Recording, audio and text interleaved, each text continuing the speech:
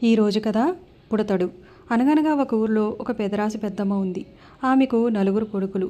ఆ నలుగురు కొడుకులు ఒకరోజు వేటకు వెళ్ళారు. వాళ్ళకి ఒక అడవి పంది కనిపించింది.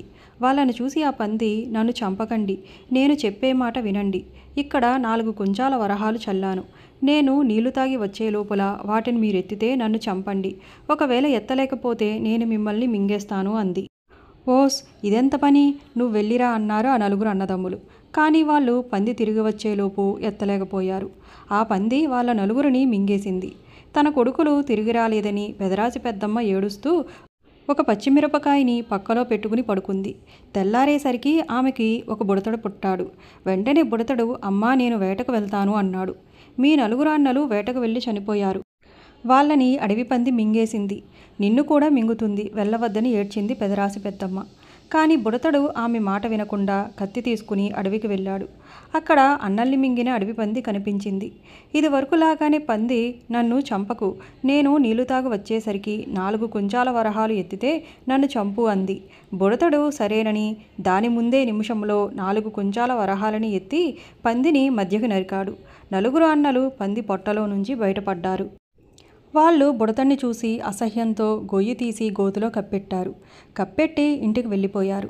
మీ తమ్ముడు ఏడి అని ఏడ్చింది పెద్దమ్మ. వాడా, ఆ బుడతడా మా తమ్ముడు, వాడిని గొయ్యి తీసి గోతులో పాతిపెట్టేశాము అన్నారు వాళ్ళు.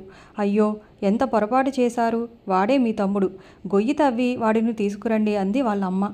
సరేనని వాళ్ళు అడవికి వెళ్ళి బుడతని తవ్వి ఇంటికి తీసుకువచ్చారు.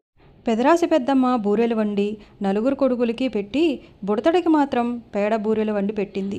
బుడతడు నలుగురు అన్నల దగ్గర 4 బూరెలు అడుక్కుని హాయిగా తింటూ పోయాడు. దారిలో వాడి బూరెలో నుంచి ఒక శనగపప్పు కింద పడింది. ఆ పప్పు మొక్కవ్వాలి అన్నాడు, అలాగే మొలిచింది.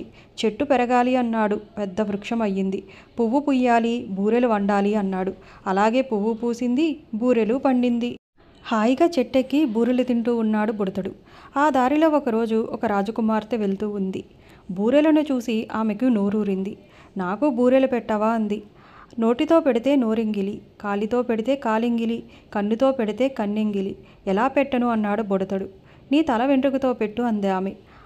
తల వెంట్రుకతో బూరందిస్తూ ఉండగా బుడతడు జారి రాజకుమార్తె స్వారీ చేస్తున్న గుర్రం మీద పడ్డాడు. ఇద్దరూ హాయిగా బూరెలు తింటూ గుర్రం మీద స్వారీ చేస్తూ వెళ్ళిపోయారు.